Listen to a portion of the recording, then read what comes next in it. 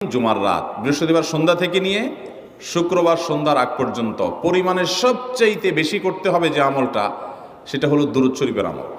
নবী করিম সাল্লাল্লাহু আলাইহি ওয়াসাল্লাম বলেছেন, আকসিরু আলাইয়া মিনাস সালাতি মিন ইয়াউমিল জুমআতি ওয়া লাইলাতিল জুমআহ, তোমরা জুমার দিন এবং জুমার রাতে আমার প্রতি বেশি বেশি দুরূদ পাঠ করবে, দুরূদ প্রেরণ করবে।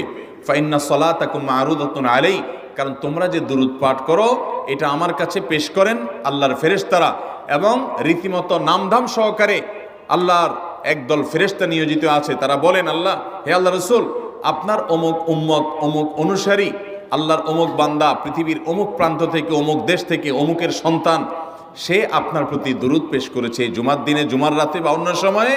এটা নবী করিম সাল্লাল্লাহু আলাইহি ওয়াসাল্লামের কাছে রিপোর্ট দেওয়া হয় আল্লাহর নিযুক্ত ফেরেশতাদের মাধ্যমে। এই জন্য শুক্রবার দিন এবং রাত, অর্থাৎ বৃহস্পতিবার সন্ধ্যা থেকে নিয়ে শুক্রবার সন্ধ্যা